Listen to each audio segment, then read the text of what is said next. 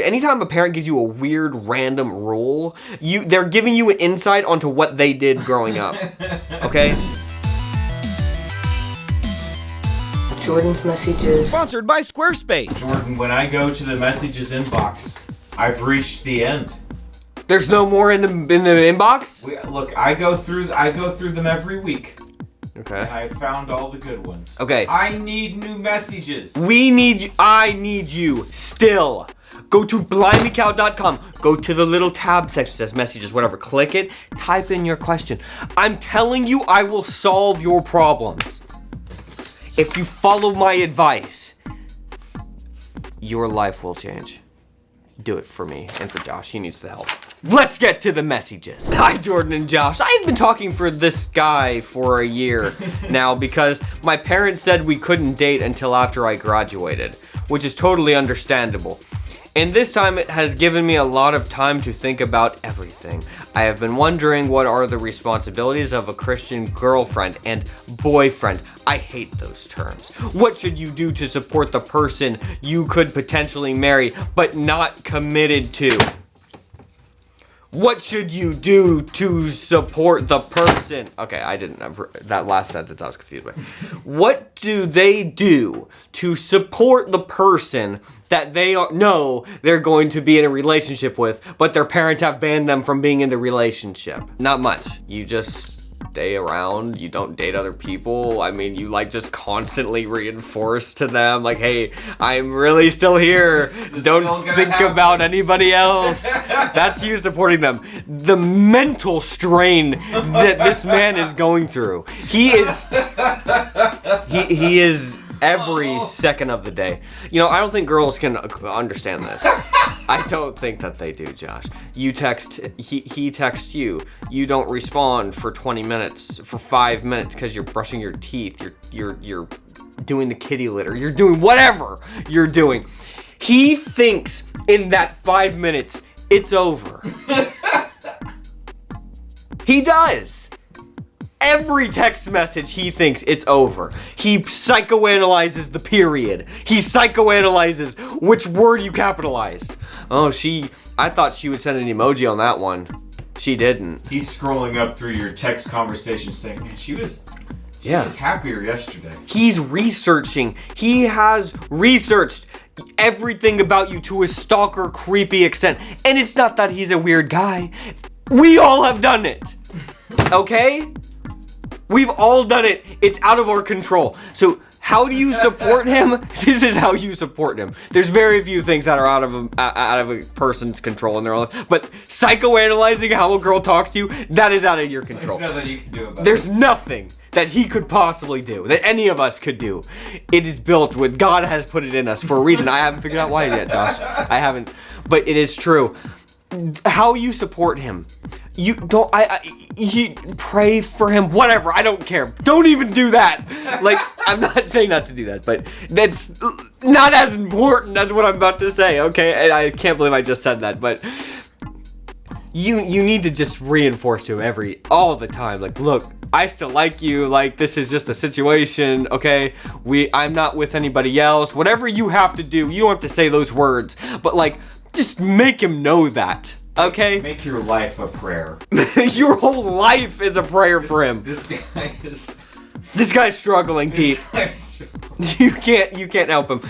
Even you doing what I've told you to do will not help him. But it will make it a little bit more bearable for him. At least she said, no, seriously, I'm still here. I think she did say that today. Yeah. But that was like 3 hours. That was 3 hours ago. Maybe she needs. I'm serious. You need to help him. And it still won't help him, but you need to do your best. That is how you support somebody that your parents have banned you from dating, but you can date in a year. She needs to text this man every day and say these exact words. Are you ready for this? Okay. I like you less than... Wait. No. I like you more than yesterday and less than tomorrow. And then she needs to text him that every morning. Yes. That's so true, Josh. I like you more than yesterday, but less than less than, yes, whatever, you understand it. Now guys, as you may know, we recently relaunched our supporter community. The tricky part was figuring out just how to market the fact that we were transitioning from Patreon over to our own website for our community. So we created a page on our website where people could go to sign up for updates. And then when the launch day came, that URL converted to a page with all the details for the big day. It was genius. It all looked great and went off without a hitch. And we want to say a sincere thank you to Squarespace for making it all just so easy. Our main website, blimeycow.com, is built with Squarespace, so creating these types of pages is super easy and takes just a few minutes. Whatever you're working on, you need your own space on the web, and the beginning of the year is a fantastical time to finally just sit down on your butt and say, it's time to finally do this. Whether it's a blog, a portfolio, a web store, YouTube channel, or whatever else you want to display or promote, Squarespace has what you need. All the templates look so great, and you can customize them to do whatever you need. You can create an online store selling physical, digital, or service products easily, plus you can create custom merch with print on demand. This is actually something that I'm interested in doing, Josh. They even handle shipping for you. So what do you want to build? I want you to listen to me right now, okay? You can do it with Squarespace. It's time to finally build that website you've been putting off. Head over to squarespace.com for a free trial, and then when you're ready to launch, go to our link, squarespace.com/cow, because there you're going to get 10% off your first purchase of a website or domain. It's a great deal. That's squarespace.com/cow. Now, let's get back to the messages. Hi, Jordan and Josh. So I caught my dad watching ORN. He doesn't know that I know about it. My parents have taught me from a young age that PORN isn't good, and you especially should not be watching it when you are in a relationship.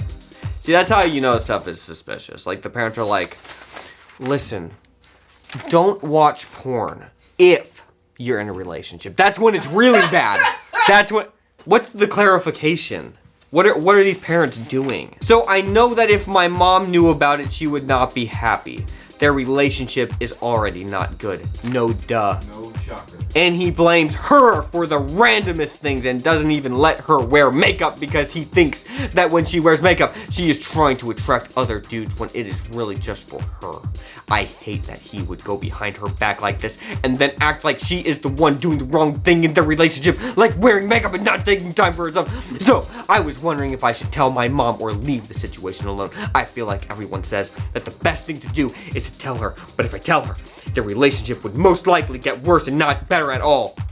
I was thinking that I could blackmail my dad and have him give me like $50 a month if I don't tell her. It's a sick joke that they've made. I would be making money and the relationship wouldn't get visibly worse. What do you think about it?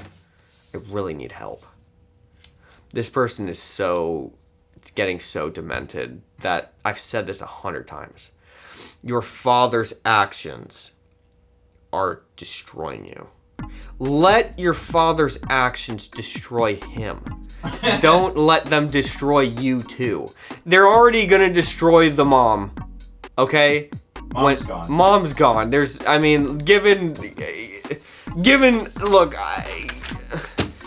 they already don't have they already don't have a great relationship. If you tell her this, honestly, it might not even destroy her. It might just be like, okay, I knew that already. That's why I told you not to watch porn when you're in a relationship. That's why I clarified, so that he would hear, because I know that he is watching every night.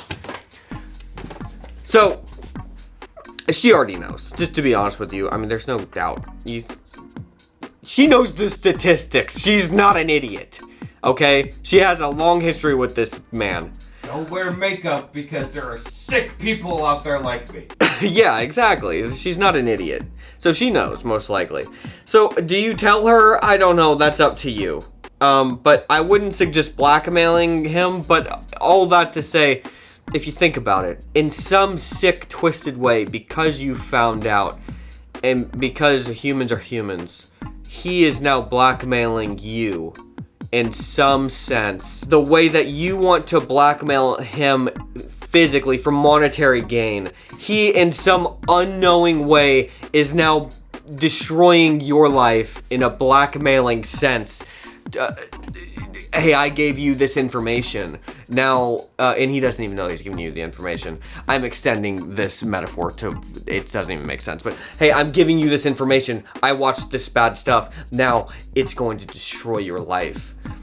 Let your father destroy his own life. Don't take the burden of what your father has done. This is impossible to do, like, without the help of God. Don't let what your weird, strange, sick father is doing. Don't let that just wreck and destroy your life. Just know that a lot of people are this way, and they're these godless people, Josh. God help them all. God help them all. They're just leaving terror in their wake.